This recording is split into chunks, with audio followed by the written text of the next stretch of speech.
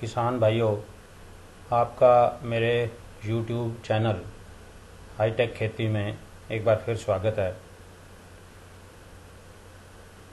आज इस वीडियो में मैं आपको बताने जा रहा हूँ कि हर साल की भांति जो क्रॉप रेजिड्यू मैनेजमेंट के कृषि यंत्र हैं उसके ऊपर कृषि विभाग ने सब्सिडी अनाउंस कर दी है और उसकी जो अप्लाई करने की लास्ट डेट है वो 25 अगस्त 2022 है। अब मैं आपको मेन बातें इस स्कीम के बारे में बता देता हूँ कि आपने इन कृषि यंत्रों पर अनुदान लेने के लिए अप्लाई कहाँ करना है, अप्लाई कैसे करना है, इम्प्लीमेंट आपने कौन से खरीद सकते हो, कितने खरीद सकते हो, कहाँ से खरीद सकते हो और डिपार्टमेंट से अनुदान लेने का तरीका क्या है। ये अनुदान चाहे 50% है और चाहे कस्टम हायरिंग सेंटर बनाकर 80% है। तो सबसे पहले मैं आपको बताता हूँ कि ये जो क्रॉप रेजिड्यू मैनेजमेंट स्कीम के अंतर्गत जो कृषि विभाग अवशेष प्रबंधन के कृषि यंत्र दे रहा है वो 9 तरह के कृषि यंत्र हैं। इन 9 तरह के कृषि यंत्रों के ऊपर 50% अनुदान भी है और अगर आप कस्टम हायरिंग सेंटर बना के उस सेंटर को चलाना चाहते हो तो उसके ऊपर 80% तक अनुदान भी है। ये 9 तरह के जो कृषि यंत्र हैं इनमें इन सिचू और एक्स सिचू दोनों तरह के कृषि यंत्र हैं। इन सिचू में वो कृषि यंत्र आते हैं जिसमें हम फसल अवशेषों का जो प्रबंधन है वो हम खेत में ही कर देते हैं और उसमें मेन जो आती है वो जीरो ड्रिल आती है और एमबी प्लो आता है, हैप्पी सीडर है, सुपर सीडर है और चॉपर है, एसएमएस है, शरम मास्टर है और एक्स सिचू में बेलर है और क्रॉप रीपर है और रीपर बाइंडर है। अगर कोई किसान अकेला इस कृषि यंत्र की स्कीम में अप्लाई करता है तो उसको सरकार जो है 50% तक अनुदान देगी। अब ये अप्लाई आपने करना कौन सी साइट के ऊपर है, आप ये साइट एक नोट कर लो, www.agriharyana.gov.in। मैं दोबारा बोल देता हूँ, www.agriharyana.gov.in। ये साइट के ऊपर आप 25 अगस्त 2022 तक ऑनलाइन अप्लाई कर सकते हो। अब अप्लाई करने के समय पे आपको क्या क्या चीज़ें वहाँ ऑनलाइन अपलोड करनी है। उसमें सबसे पहले तो आपको अपना परिवार पहचान पत्र करना है। आज से कई साल पहले आधार कार्ड होता था लेकिन अब पहचान परिवार पत्र अपलोड करना है। उसके साथ आपका नंबर 2 पे पैन कार्ड अपलोड करना है। नंबर 3 पे आपने अपने बैंक के खाता की कॉपी जिसमें आईएफएससी कोड नज़र आ रहा हो और आईएफएससी कोड के लिए आप कोई कैंसिल चेक अपलोड कर सकते हैं, पासबुक की कॉपी अपलोड कर सकते हैं और एक 2500 रुपये का ड्राफ्ट जो है ऑनलाइन आपको पैसे जमा कराने पड़ेंगे कृषि यंत्र को बुक करते समय। जिस कृषि यंत्र के ऊपर सब्सिडी 2.5 लाख से कम है उसके लिए 2500 रुपये ऑनलाइन जमा होंगे और जिस कृषि यंत्र की जो अनुदान राशि है वो 5 लाख से ज़्यादा है उसके ऊपर 5000 रुपये जमा होंगे। ये ऑनलाइन जमा कराने हैं और जो डॉक्यूमेंट अपलोड करने हैं उसमें एक सेल्फ डिक्लेरेशन घोषणा पत्र भी है।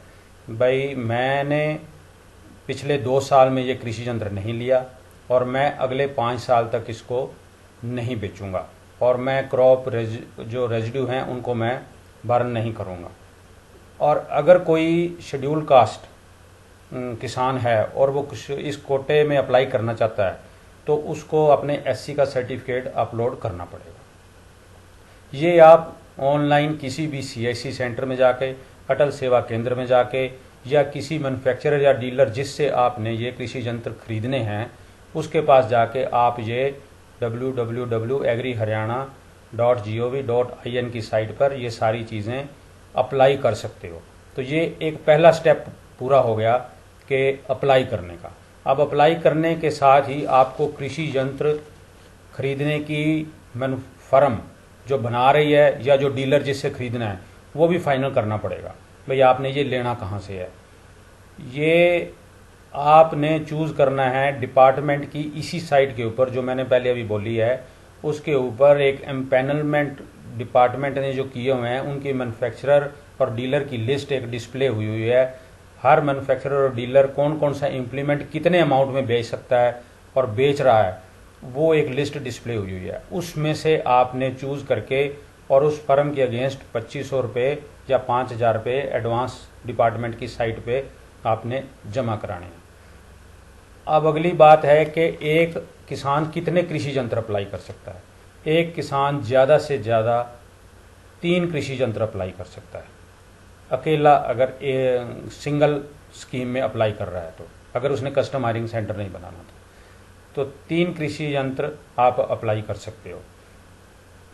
25 अगस्त आज की डेट में जो लास्ट डेट रखी गई है या जो भी आगे डेट आएगी या बढ़ेगी वो कट ऑफ डेट मानी जाएगी। उस डेट के बाद 2 दिन के अंदर आपने ये सारे डॉक्यूमेंट जो अपलोड किए हैं डिपार्टमेंट की साइट के ऊपर, वो आपका आवेदन माना गया है, वो हार्ड कापी, फोटो कापी हमारे सहायक कृषि अभियंता या उप कृषि निदेशक के कार्यालय में जमा करानी है। 5 दिन के अंदर अंदर वो आपके कागजों की स्क्रूटनी करेंगे, भाई आपका आधार कार्ड ठीक है नहीं, आरसी ठीक है नहीं, बैंक की कॉपी ठीक है कि नहीं, बाकी डॉक्यूमेंट आपके पूरे हैं कि नहीं। लेकिन इसमें एक कंडीशन है कि आपने पिछले 2 साल में ये कृषि यंत्र के ऊपर अनुदान नहीं लिया होना चाहिए। 5 दिन के अंदर अंदर वो चेक करके अगर उसमें कोई कमी है तो आपको एक ऑनलाइन पोर्टल से एसएमएस जाएगा कि इसमें ये कमी है, आप इसको पूरा करो। तो आपको 1 हफ्ते का टाइम दिया जाएगा। आप उस 1 हफ्ते के टाइम में ऑफिस में आकर वो अपनी कमी पूरी कर सकते हो। और इस तरह पूरा प्रोसीजर पूरे करने के बाद जब सारी बेनिफिशरी की लिस्ट डिस्ट्रिक्ट लेवल पे फाइनल हो जाएगी, वो लिस्ट जो है वो उप कृषि निदेशक के माध्यम से डीएलईसी में पुटअप होगी और डीएलईसी उसको फाइनल करेगी कि ये जितने एप्लीकेंट हैं ये सब ठीक हैं और ये एलिजिबल हैं सब्सिडी के। अगर तो जितना टारगेट आता है उसी में किसान उतने ही पूरे हो जाते हैं तो कोई ड्रा नहीं निकाला जाएगा। अगर टारगेट कम रह जाता है और किसान ज़्यादा आ जाते हैं तो फिर एक ड्रा निकाला जाएगा डीएलईसी के द्वारा और उस ड्रा में फिर सूची बनाई जाएगी, सीनियरिटी लिस्ट बनाई जाएगी। जिसका नंबर पहले होगा उसको प्रमाण पत्र जारी होगा कि वो अपना इम्प्लीमेंट खरीदे और 15 दिन के अंदर खरीद कर अपने बिल अपलोड करे। अगर वो किसान इम्प्लीमेंट नहीं खरीदता तो सीनियरिटी लिस्ट में उससे जो अगला किसान है उसको मौका दिया जाएगा कि आप वो इम्प्लीमेंट खरीदें। तो इम्प्लीमेंट खरीदने के बाद आपने जहाँ से इम्प्लीमेंट खरीदा है ये ध्यान रखना है कि आपका मैन्युफैक्चरर और डीलर उसका ओरिजिनल बिल अपलोड करे, उसका ई वे बिल अपलोड करे, आपकी फ़ोटो कृषि यंत्र के साथ खरीद कर और जीपीएस लोकेशन के साथ अपलोड करें। ये जीपीएस लोकेशन एक बहुत इंपॉर्टेंट है जो इस बार गाइडलाइन में आई है। और ये सारी चीज़ें अपलोड करने के बाद ये सारी चीज़ें ऑफिस में डाउनलोड हो जाएंगी और फिर एक फिजिकल वेरिफिकेशन की कमेटी बनेगी डिस्ट्रिक्ट लेवल के ऊपर जो आपको बुलाकर और टाइम देकर आपकी फिजिकल वेरिफिकेशन इम्प्लीमेंट की करेगी। और उसके बाद डीएलईसी की मंजूरी होने के बाद ये अनुदान की राशि 50% आपके खाते में ऑनलाइन ट्रांसफ़र हो जाएगी। ये जितने 9 तरह के इम्प्लीमेंट हैं इन सब की जो सूची है और अनुदान की राशि है वो हमारे डिपार्टमेंट की साइट agriharyana.gov.in के ऊपर भी उपलब्ध है। और मैन्युफैक्चरर और डीलर की लिस्ट डिस्ट्रिक्ट वाइज वो भी आप इसमें से चूज़ कर सकते हो। और अब अगर आप कस्टम हायरिंग सेंटर बनाना चाहते हैं और उसको आगे किराए पे चलाना चाहते हैं तो उसके लिए प्रोसीजर दूसरा है। अब की बार सरकार ने ये किया है कि ये आवेदन भी ऑनलाइन लिए जाएंगे। कस्टम हायरिंग सेंटर बनाने के लिए 4 तरह के सोसाइटियाँ ऑनलाइन अप्लाई कर सकती हैं।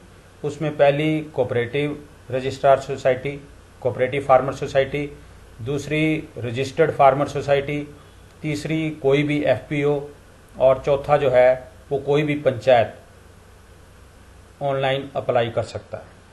और ऑनलाइन अप्लाई में क्या करना होगा कि उसको अपना रजिस्ट्रेशन सर्टिफिकेट अपलोड करना होगा, उसके बाद उसको अपना पैन कार्ड अपलोड करना होगा और एक सेल्फ डिक्लेरेशन फार्म अपलोड करना होगा कि मैं इस कृषि यंत्र को 5 साल तक बेचूंगा नहीं। अगर कोई सोसाइटी एससी कैटेगरी में आती है तो उसमें ये कंडीशन है कि एससी कैटेगरी में कम से कम 40% जो फार्मर हैं वो एससी कैटेगरी के होने चाहिए। ये तो सोसाइटी के अप्लाई करने का तरीका हो गया। अब सोसाइटी कितने इम्प्लीमेंट कितनी अमाउंट के खरीद सकती है? सोसाइटी जो है वो 15 लाख रुपए तक की इम्प्लीमेंट खरीद सकती है। कम से कम उसको 3 जरूर खरीदने पड़ेंगे और ज़्यादा से ज़्यादा 5 खरीदने पड़ेंगे, और 15 लाख में उसको 80% अनुदान मिलेगा। इसकी कट ऑफ डेट भी 25 अगस्त 2022 रखी गई है, जैसे सिंगल कृषि यंत्र के ऊपर अनुदान की रखी गई है। तो 25 अगस्त के बाद जो भी कट ऑफ डेट होगी, जो डॉक्यूमेंट जिस सोसाइटी ने अपलोड किए हैं वो डिपार्टमेंट में आके जमा कराने पड़ेंगे। 5 दिन के अंदर अंदर डिपार्टमेंट द्वारा वो डॉक्यूमेंट स्क्रीनिंग किए जाएंगे और उसके बाद आपको इन्फॉर्मेशन एसएमएस के द्वारा दी जाएगी कि आपके इस डॉक्यूमेंट में कोई कमी रह गई है। आपको मौका दिया जाता है कि 7 दिन के अंदर अंदर आप इसको पूरा करो। यदि आप इसको पूरा नहीं करते तो वो ऑटोमेटेड जनरेटेड हो जाएगा कि ये इसके कागज अधूरे हैं, ये कोई इसमें ठीक नहीं करना चाहते, और वो आपका जो फार्म है वो रिजेक्शन में चला जाएगा। अगर हमारे टारगेट के अंदर अंदर आवेदन आ जाते हैं तो कोई ड्रा नहीं निकाला जाएगा। अगर आवेदन बढ़ जाते हैं सोसाइटियों के और टारगेट कम रह जाता है तो फिर डीएलईसी के पास ये मैटर पुटअप होगा, एक ड्रा निकाला जाएगा डिस्ट्रिक्ट लेवल के ऊपर, वो भी ऑनलाइन निकाला जाएगा और उसकी एक सीनियरिटी लिस्ट बनेगी।